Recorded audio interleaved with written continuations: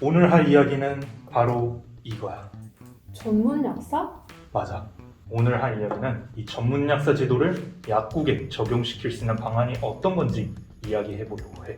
아니 잠깐만. 전문 약사가 뭐야? 약사인데 전문적인 약사? 아니 원래 약사는 약에 대한 전문가잖아.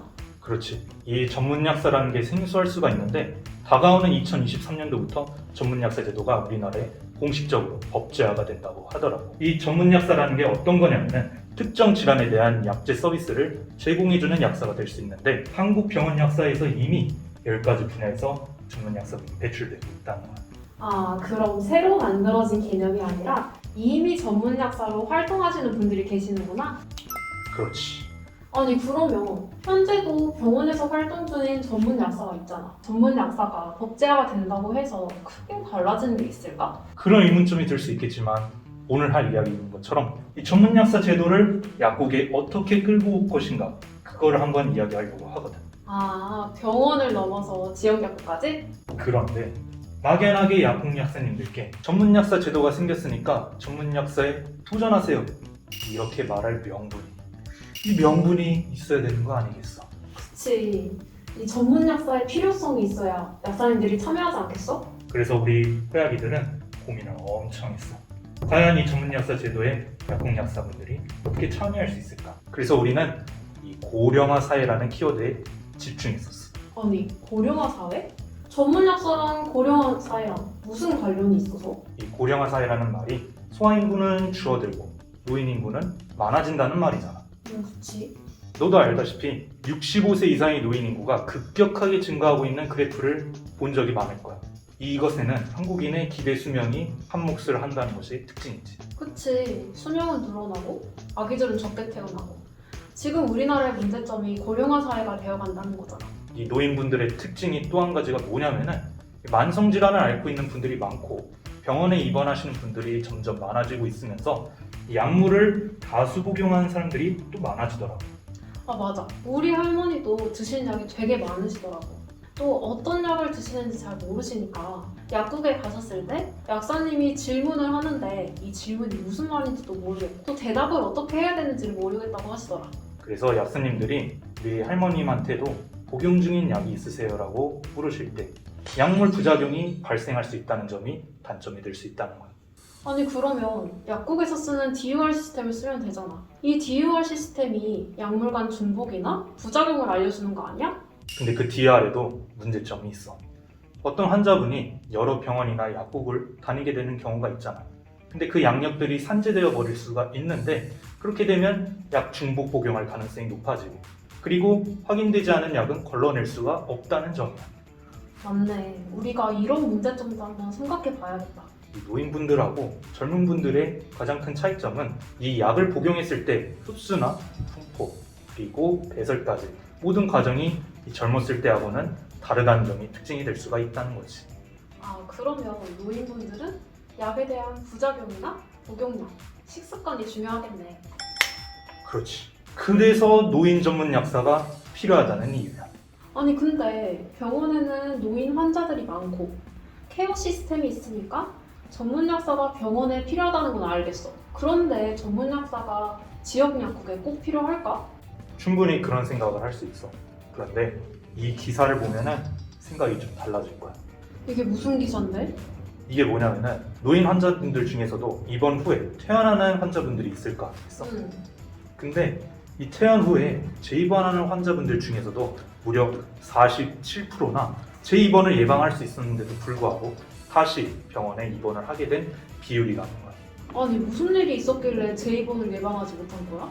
이 왜냐하면 병원과 지역약국 간에 환자의 투약 정보가 교류가 되지 않으니까 이 환자분은 지역약국을 가야 되는데 이 지역약국에는 환자의 약력을 확인할 수가 없으니까 투약 오류나 약물 부작용이 발생할 수 있는 거지.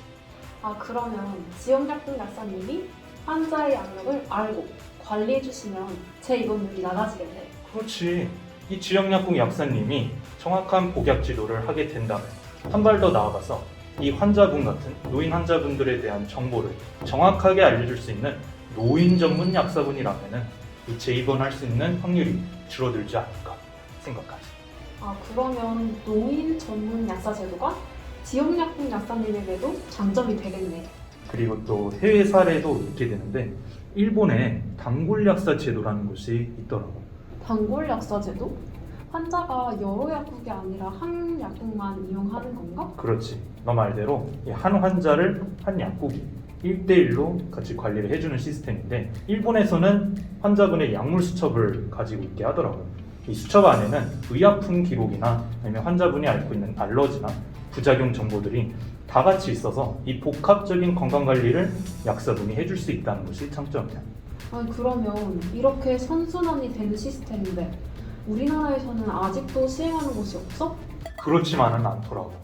사실 내가 찾아봤는데 우리나라에도 이런 비슷한 사업들이 진행이 되고 있었어. 혹시 그 전주에 있는 전북대병원 알아?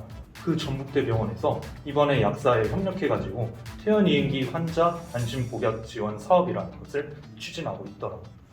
그래서 내용을 보게 된다면은 이 전북대병원에서 퇴원한 환자분들의 복약 이력서를 지역 약국에 제공을 해가지고 환자분이 제때 약을 복용할 수 있도록 복약 수능도를 높이기 위한 프로젝트를 진행하고 있더라고. 전북대병원 대박인데? 그리고 이 1차 산업이 잘 진행돼서 그런지 2차 산업도 올해 5월부터 다시 진행한다고 하더라고. 아 정말? 되게 다들 만족도가 높았었나 보네. 그렇지. 이 고령화 사회에서 만성질환에 대한 유병률은 높아지고 있어.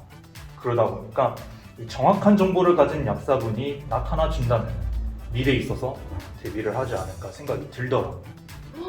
나도 해보고 싶다.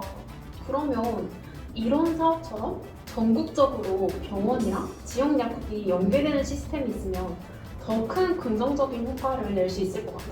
그러면 더더욱 환자분들한테 도움이 될 수 있을 것 같다. 하지만 우리는 여기서 멈추지 않았어.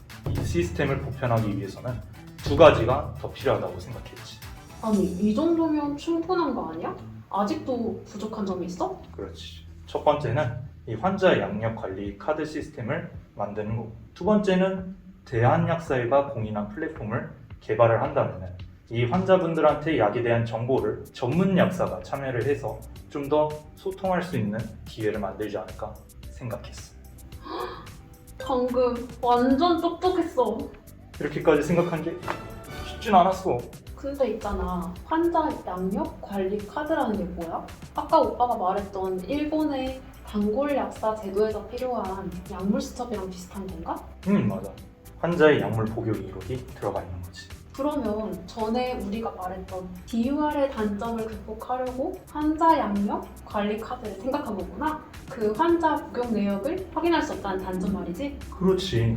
게다가 환자분이 수첩을 잃어버리게 되면은 이 분실할 가능성도 있을 수도 있고, 개인정보 누출 위험도 있고, 그리고 내용이 잘못 적혀 있을 가능성도 있잖아. 그래서 우리 호약이들은 이 QR코드를 이용한 환자의 양력 관리 카드를 만들면 좋지 않을까 생각을 했어. QR코드?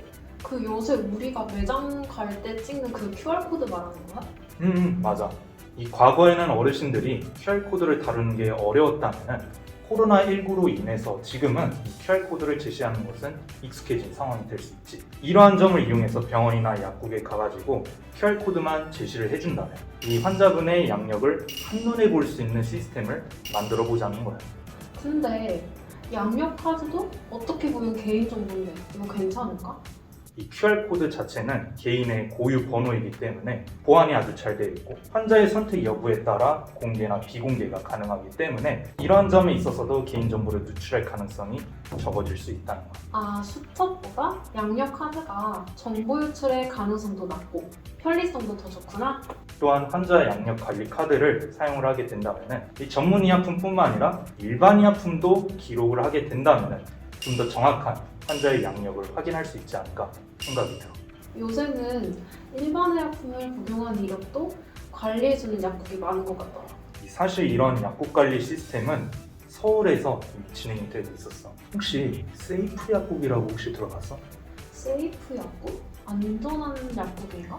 뭐가 안전해? 이 세이프 약국이라는 게 뭐냐면은 세밀하고 이용하기 편리한 건강 프로그램을 의미를 하게 됩니다. 약사님이 환자분의 양력 관리와 자살 예방 그리고 금연 관리까지 이 환자분의 건강까지도 책임지고 관리할 수 있는 프로그램 중에 하나라고 보면 돼요.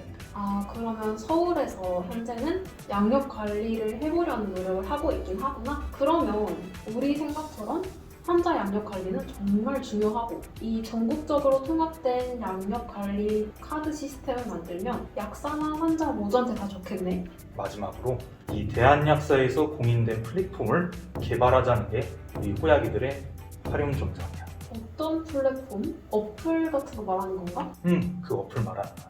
이 어플리케이션을 개발해서 환자와 약사 간의 쌍방의 소통을 만들 수 있는 창구를 만드는 게 우리의 목표지. 아니 근데 나 비슷한 걸 어디서 본 것 같아. 그 일동제약에서 만든 후다닥이랑 태정그룹에서 만든 우역사가 있잖아. 이미 있는 어플들 같은데 우리가 굳이 새로 만들 필요가 있을까? 그렇게 생각할 수 있지만 우리 호약이들이 생각한 것은 이 기존에 있던 어플하고는 조금은 차이가 있어. 아니 무슨 차이가 있는데?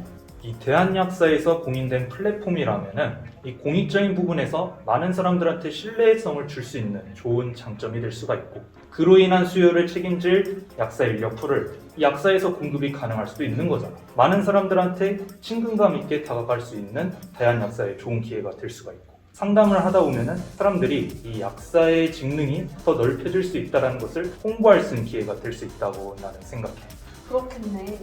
그리고 이 노인 관련 약료를 전문가인 우리 전문 약사님한테 노인 관련 약료를 상담해 줄 수 있는 전문 약사분이 이 플랫폼에 상주한다면 사람들이 자신한테 정말로 궁금한 질문을 약사님한테 할 수도 있는 거고, 그에 따른 전문적인 답변을 들을 수 있다고 나는 생각해. 그러면 아까 말했던 병원 약국과 지역 약국 이 연계 시스템에서 보면 약사님과 수월하게 소통이 가능할 수 있겠네. 약국에서 약사랑 상담이 가능한지 아니면 어느 약국이 친절한지 물어보는 사람들이 많던데 어플을 사용하면 이런 걱정은 안 해도 되겠구나. 이 어플에 사람들이 궁금해할 만한 그런 질문증을 소통할 수 있는 창구도 만들어주면 좋을 것 같고, 그리고 약사님들도 건강 관련 글을 쓸 수 있는 그런 게시판도 있으면 더 좋을 것 같아요. 또 한 가지로 이 노인 양료뿐만 아니라 감염 분야나 소아 분야나 내분비 분야, 그리고 심혈관계 분야까지 이런 다양한 분야의 전문 약사님들이 이 어플리케이션에 상주를 하게 된다면 좀 더 전문적이고 질 높은 대답을 받아볼 수 있는 그런 창구가 되지 않을까 싶어. 또 이 지역 약국의 경우에는 이 약사님들이 정말로 바쁘게 일을 하다 보니까 환자분들에게 상담을 제대로 해줄 수가 없는데, 이 어플을 이용해가지고 글을 남기게 된다면 여유 시간에 글에다가 답변을 하면 되는 거니까 나는 활용도가 높을 수 있다고 생각하거든. 현재 전문 약사분들이 전국에 1000여 명 정도인 걸 생각해보면 사람들이 전문 약사를 쉽게 만날 수 없다는 문제가 있었잖아. 그러면 어플을 이용하면 온라인에서 상담이 가능할 수 있고, 또 지금 같은 코로나 상황에서 어플 상담은 비대면이 가능하다는 장점도 있겠네. 그리고 환자분이 드시는 약뿐만 아니라 환자분이 드시는 영양제나 아니면 건강기능식품 등 환자분의 생활 식습관을 교정해 줄 수 있는 커뮤니티가 형성이 된다면 많은 사람들이 이야기를 나누게 되어서 많은 정보를 가질 수 있는 공간이 되지 않을까 라는 생각이 들어요. 어때? 괜찮지 않아? 완전 좋은 것 같아. 만약에 어플 나오면 나도 가입해보고 싶어. 지금까지 이야기한 내용을 살펴보게 된다면 이 전문 약사 제도를 지역 약국에 적용시킬 수 있겠다는 생각이 들지 않겠어? 나 방금 완전 설득당했어. 이러한 해결책을 통해서 전문 약사 제도를 지역 약국에 접목시키게 된다면 약사의 직능을 확대시킬 수 있고, 이러한 해결책을 통해서 전문 약사 제도를 지역 약국에 적용시키게 되면 이 약사의 직능이 확대될 뿐만 아니라 이 약사의 위상도 높아질 수 있는 기회가 되지 않겠어? 맞아. 요새 뉴스를 보면 병원 지원비나 아니면 한약사분들의 일반 약 판매까지 가면 갈수록 약사의 미래가 암울했는데 말이야. 이 또한 약사의 전문성까지 더 발전하게 된다면 이 의약분업에 있어서 환자분들한테 좀 더 제대로 된 양료 서비스를 제공할 수 있는 성분명 처방까지 우리가 제시할 수 있지 않을까 생각이 들어. 하지만 이러한 결과까지 오는 데는 많은 시간이 걸리겠지만 말이야. 이 전문 약사 제도가 지역 약국에 잘 접목돼서 많은 분들이 전문성 높은 서비스를 이용하셨으면 좋겠네. 이 전문 약사뿐만 아니라 다른 약사분들도 모두 함께 전문성이 향상될 수 있는 계기가 될 것 같아.